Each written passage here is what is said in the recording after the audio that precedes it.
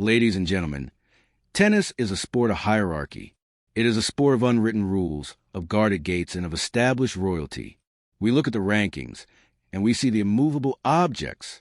We see the Aryna Sabalenkas, the relentless powerhouses. We see the Carlos Alcarazes, the prodigies who seem bred in a laboratory to dominate. We look at these names and we think, invincible. We think, untouchable. But every once in a generation, the wind changes. Every once in a generation, a storm gathers, not from the clay courts of Europe, not from the hard court of Florida, but from an archipelago in Southeast Asia that has been starving for a global icon. You saw the headline. You saw the words that are setting social media on fire right now. Alexandra Eala, they are Carlos Alcaraz or Aryna Sabalenka. Now, for my international viewers, you might be asking, what does that mean? What is this word, panis? In the Philippines, in the heat of competition, panis is a slang term that cuts deep. It means spoiled. It means left behind. It means that when you step onto court with this person, you are not just beaten, you are exposed. It implies that your level, your status, your aura, it's nothing compared to the force you are facing. It is the ultimate expression of dominance. And for a long time, comparing a young Filipino prospect to the likes of Grand Slam champions like Alcaraz or Sabalenka would have been laughed at. It would have been called delusion. But today, nobody is laughing. Today, the BBC is stunned. The global tennis media is scrambling to rewrite their scripts. The pundits are looking at their data sheets and realizing that the math has changed. Alexandra Eala has arrived, and she hasn't just knocked on the door. She has kicked it off its hinges.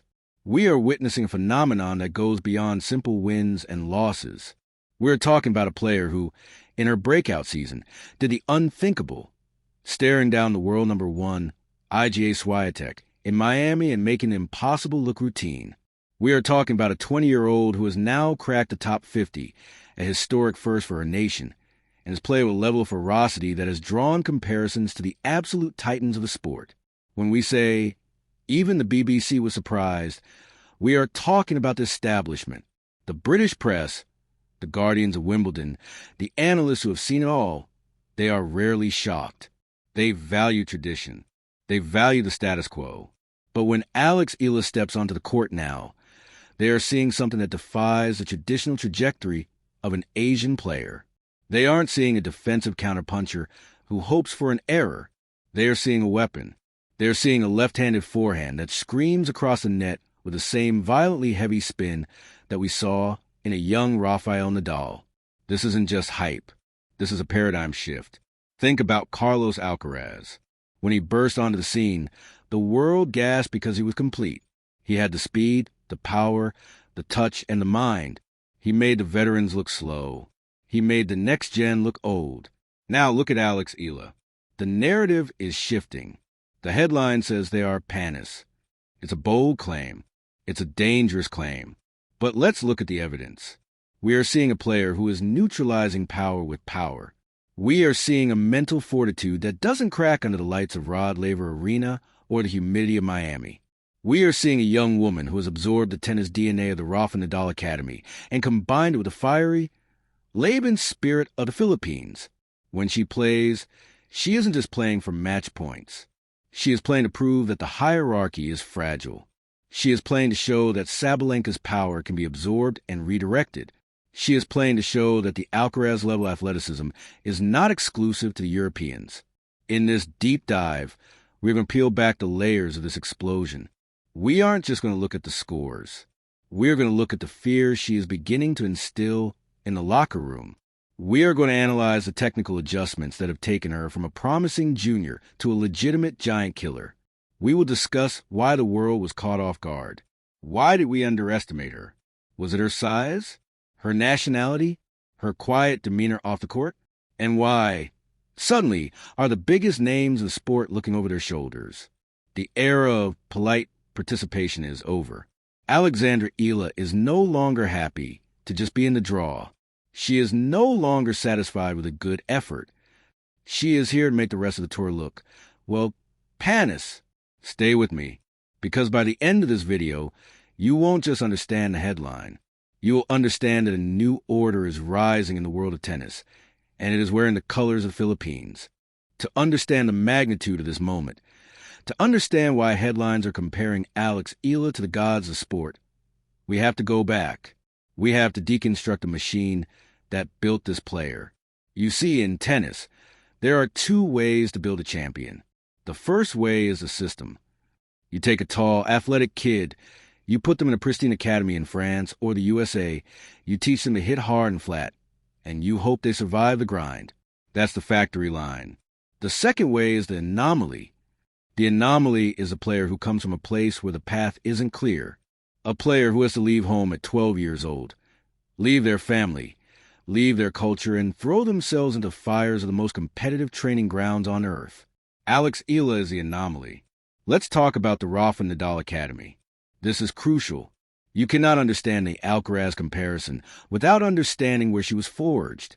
Manacor, Mallorca, the home of the king of clay. Alex didn't just go there to hit balls.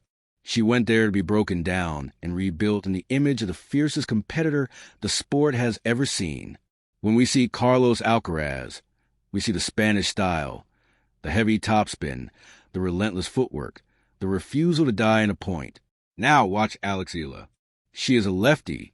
That's her first advantage. In tennis, the left-hander is the devil you don't know. The ball spins the wrong way. The serve slides out wide into the ad court, opening up the entire court. It was Nadal's greatest weapon, and Alex has adopted that geometry. But it's a mentality where the comparison to Alcaraz and Sabalenka really holds water. Let's look at the 2025 season. This was a turning point. This was the moment the BBC surprise began to brew. Before 2025, Alex was a top junior. She won the U.S. Open Juniors. That's nice. It's cute. But junior success rarely translates perfectly to the pros. There are hundreds of junior champions who are now selling insurance. The transition to the WTA Tour is violent. You are playing grown women who are fighting for their mortgage payments. And in 2025, specifically at the Miami Open, Alex Eala stopped being a junior. She walked onto the court against IGA Swiatek. Let's pause and appreciate the weight of that. Swiatek is a machine, the best mover, the most consistent hitter. Most young players walk onto the court against Swiatek, and they have already lost in the locker room. They just want to avoid a 6-0 embarrassment. Alex Eala didn't get the memo. That match, that was the genesis of the Panis narrative. Eala didn't just survive, she dictated. She took the ball early.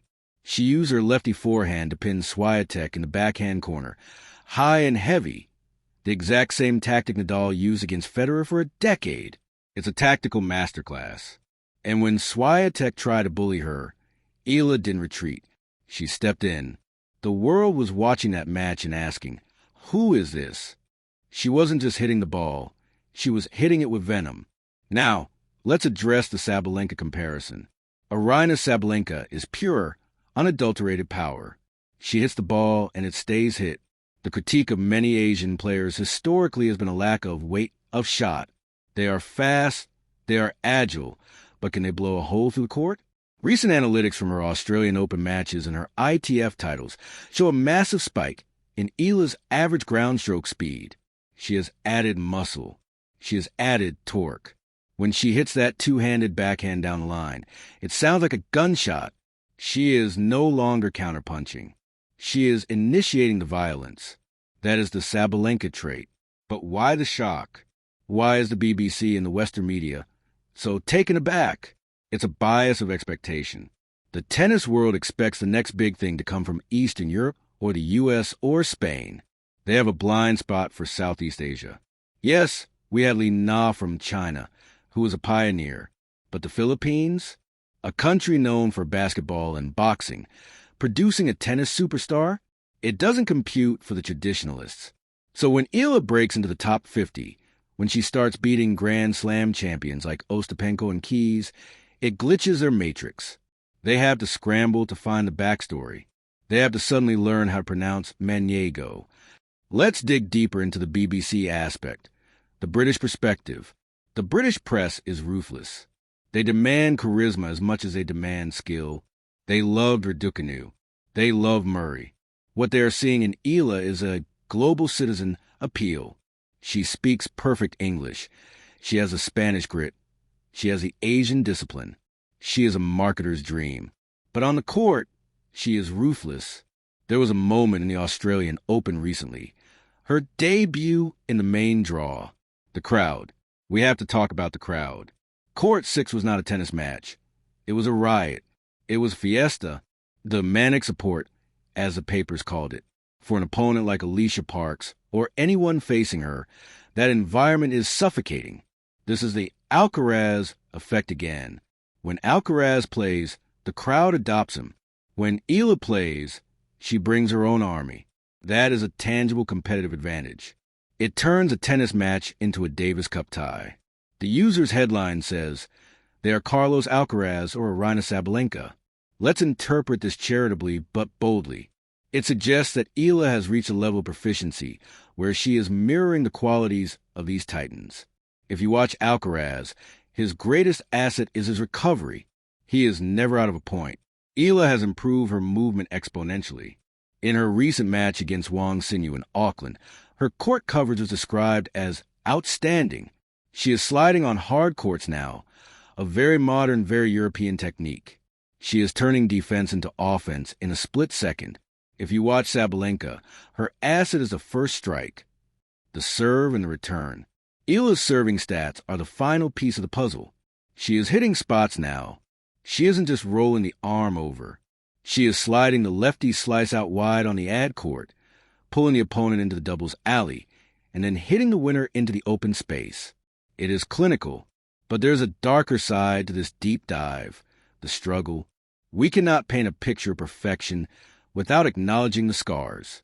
The Panis title also implies that she has overcome the doubters. Remember, she had a rough patch. She struggled in the qualifiers of majors for a year. People whispered that maybe she was just a good junior. Maybe she didn't have the size. What we are seeing now is the answer to those whispers. It is a rebuttal written in winners and aces.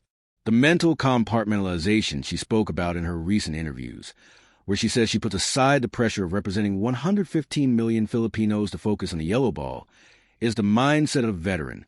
I'm nowhere near the leagues of the greats, she said humble. That's what she says. That is the culture speaking.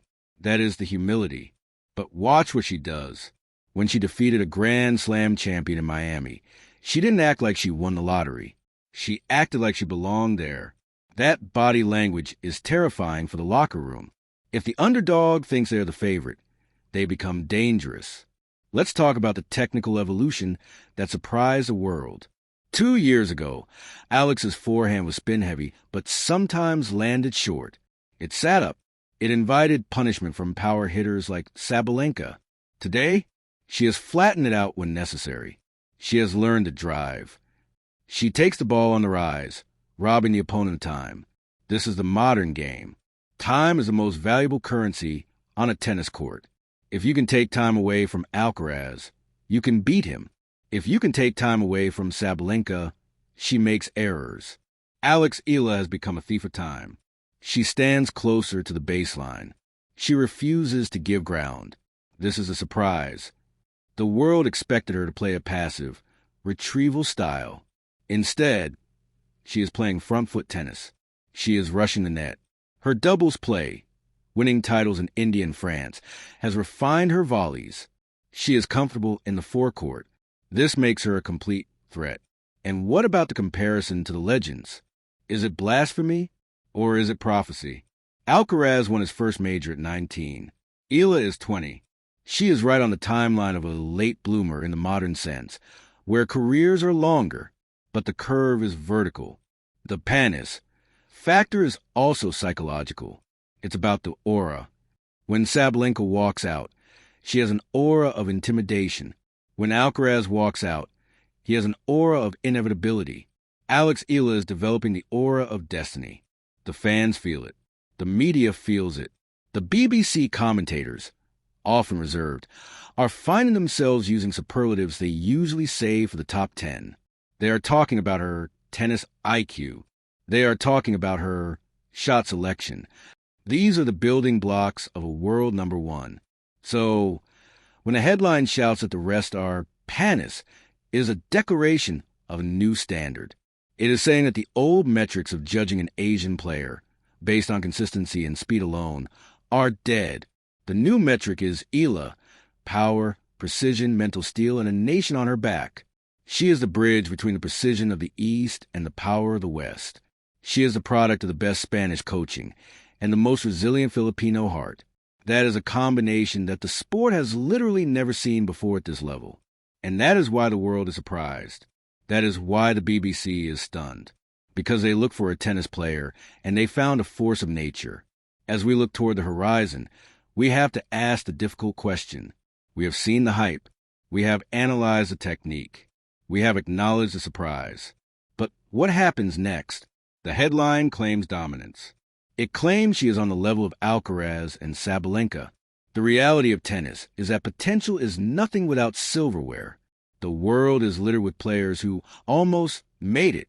Players who had the talent to make the establishment look panis, but couldn't sustain it over 11 months of a grueling tour. But I will tell you why Alexandra Eala is different.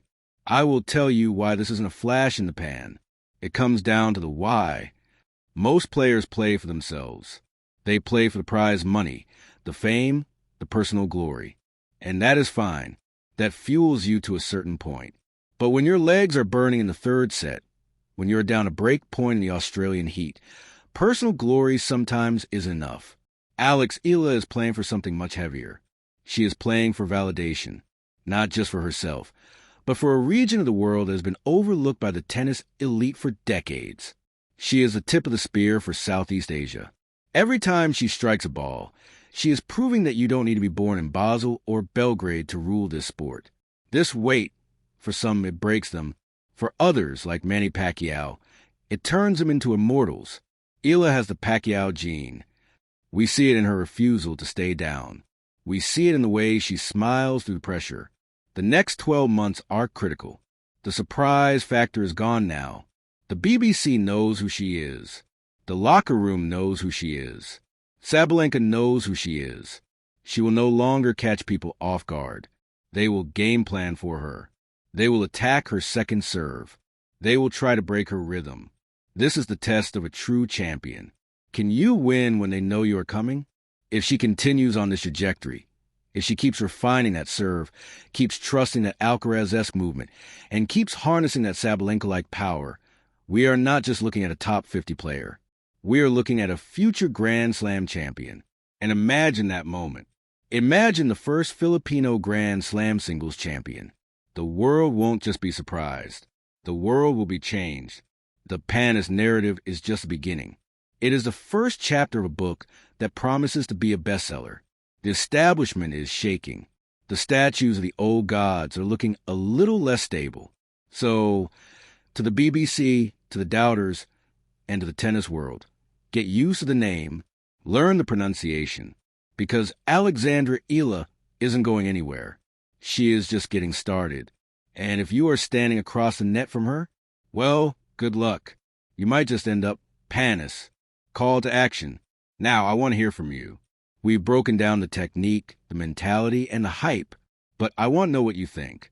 Is the comparison to Alcaraz and Sabalenka premature, or are we witnessing the early days of a future world number one? Do you think Alex Eala has the weapons to win a Grand Slam in the next 2 years? Or is the panis talk just fan excitement? Go down to the comments section right now. I want to see a debate. I want to see your analysis. If you are a tennis player, tell me, what do you see in her game that the cameras miss? And if you enjoyed this deep dive, if you want more unfiltered, in-depth breakdowns of stories that the mainstream media is too afraid to touch, then you know what to do. Smash that like button like an Eala forehand. Subscribe and turn on notifications so you never miss a beat. We don't just report the news. We dissect the destiny of champions. Until next time, keep your eye on the ball.